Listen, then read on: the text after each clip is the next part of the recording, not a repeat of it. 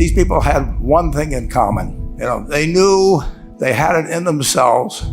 They knew they could be something beyond where they were. They were willing to put their time, their energies to better themselves.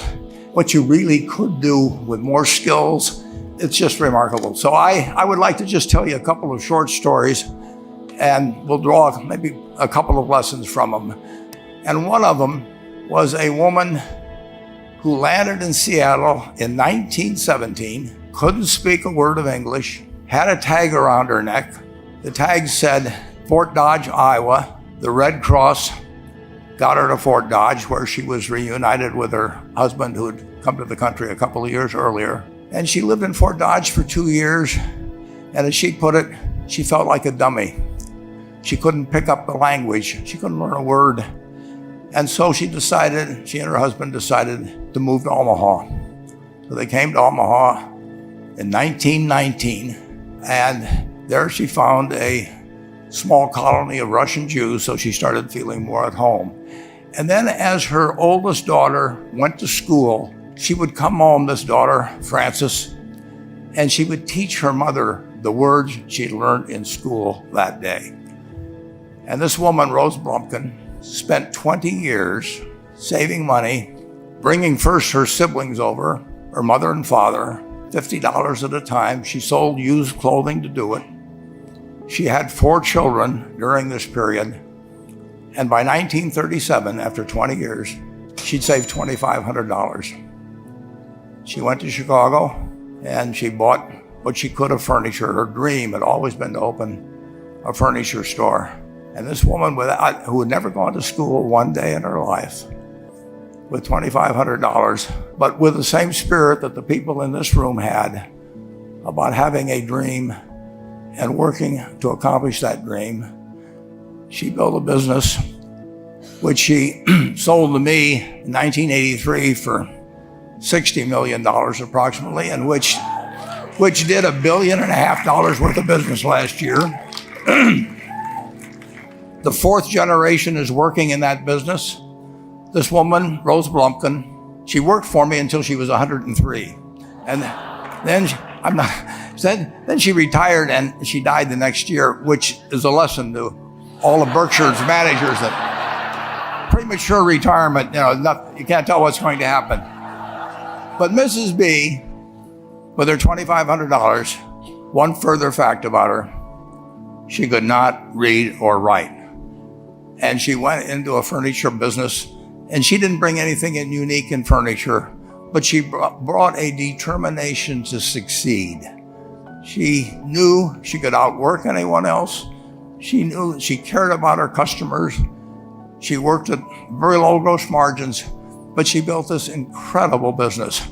And today I'd like to tell you about one other small business person. This person, I went to buy his business from him, and he turned me down, which was very wise. But this was a fellow who was born about 8 years before I was. He was born in 1922. We'll call him Jack, lived in the Midwest.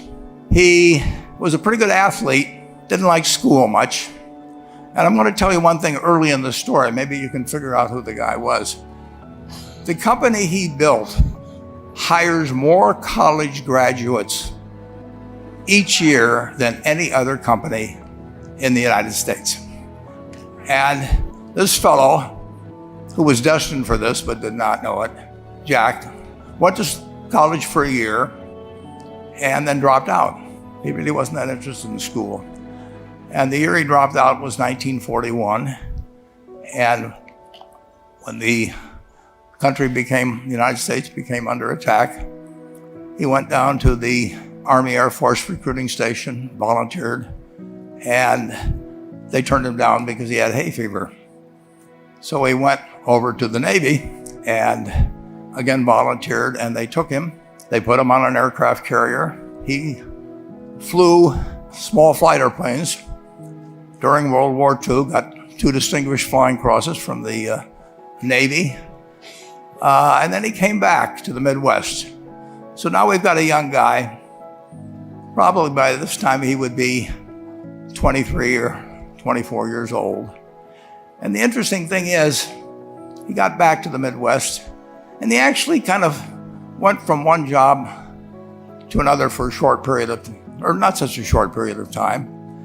And he finally became a used car salesman at a Cadillac dealership in St. Louis, Missouri. And at age 35, having moved up in the organization, the sales organization, he said to his boss, "Could I go into car leasing business with you?" The boss said, "Well, if you'll cut your salary in half and you'll come up with, I think it was $25,000, which he borrowed, we can become partners in a car leasing company." So my friend Jack started at age 35 in the car leasing business. And he had 7 cars. It was pretty slow. In fact, one of the things he did was whenever the phone rang, he let it ring 3 or 4 times so people would think that he was very busy answering other phones. And of course, it was the only call he was going to get all day. So his first venture was okay, but it wasn't really going to go anyplace. And there's a lesson in this for all of us. At age 40, he decided with 17 vehicles, 17 cars, he was going to go into competition in the rent-a-car business. So now he's taking on Hertz and Avis and National and people like that who have hundreds and hundreds of thousands of cars. And he's got 17 cars, and his cars aren't any different than theirs. I mean, he's buying them from General Motors or Ford or Chrysler. And he can't get the airport locations. Those companies have them all sold up.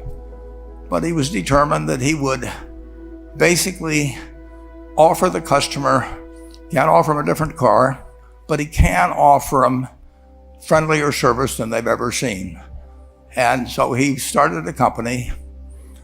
He named it after the battleship that he'd flown from in the Pacific, which was the USS Enterprise. And he died about a year and a half ago. But when he died, his rent-a-car company, starting with those 17 cars, was worth more than Hertz and Avis and all the rest of the rental cars put together. The man's name was Jack Taylor, and his son, Andy Taylor, is a good friend of mine, runs the business now. A grandchild is in the business. There'll probably be a 4th generation along the line. So this man in the United States, he didn't invent artificial intelligence.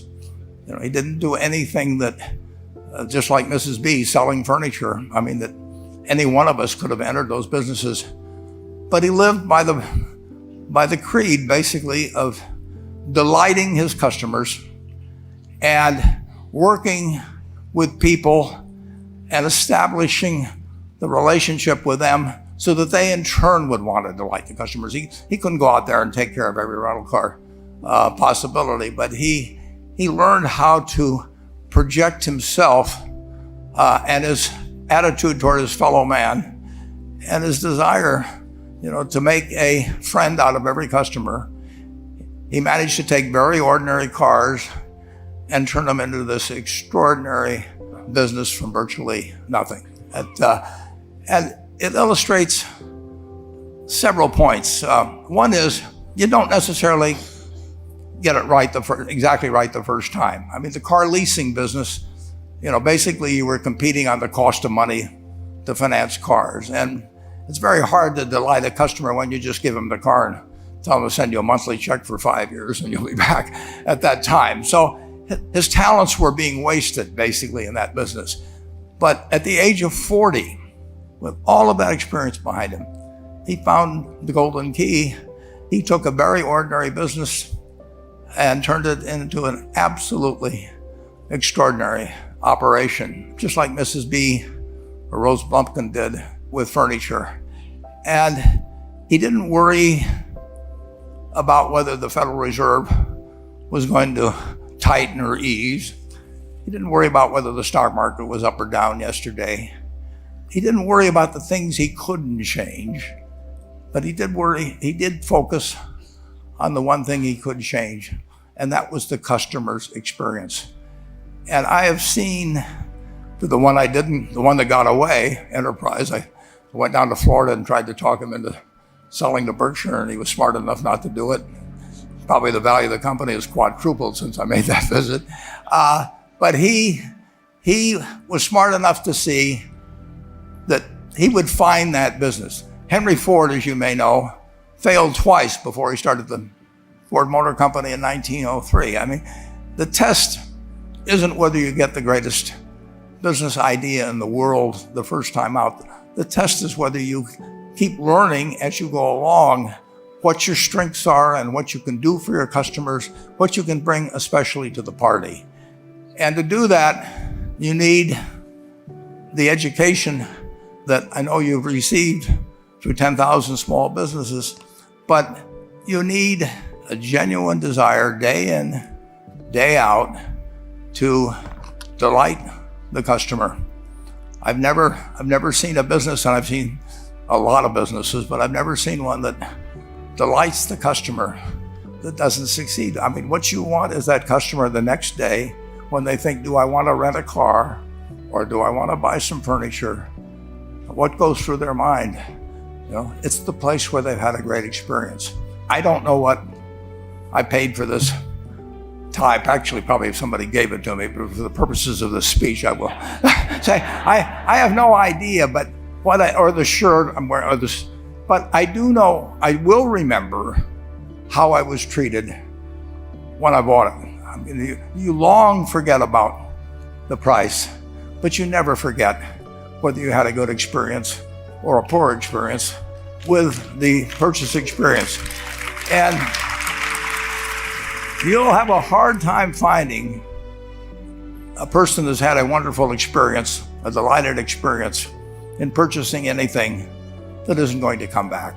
And similarly, if the memory is of rudeness, indifference, whatever it may be, they're never going to come back. And as a small business owner, and as you grow, you have to not only be able to project that interest in people's well-being, in delighting them yourself, but you have to do it through other people. And you won't be able to do it through people who themselves do not feel they're being fairly treated, that their views aren't appropriately considered.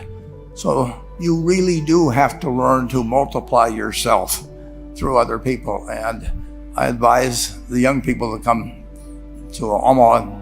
We have a number of classes. The key is to, certainly in terms of your personal life, the most important decision you'll make is the spouse that most of you will likely have.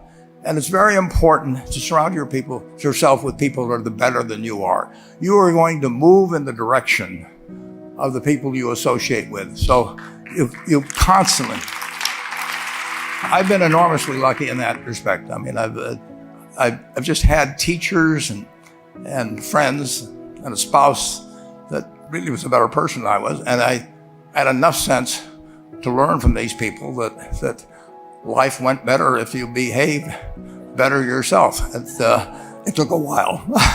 So I advise you to seek out, as your partner in business, your partner in life, whatever it may be, look for the people that actually are examples to you rather than somebody that you think you need to straighten out yourself. And simple rules like that, delighting customers, working through other people, associating with people that will cause you to move in a better path than you might otherwise have, they will take you so far in life that it's hard to believe. I mean, they took Rose Crompton without being able to speak a word of English, couldn't read or write, and they took her to what is now a $1.5 billion business. And incidentally, there's been no money put in it since the $2,500. That's been the total capital paid into the Nebraska Furniture Mart. And I think if you looked at Enterprise, I don't know their books the same way, but my guess is that very little equity capital has been added to Enterprise over the years. The business built on itself.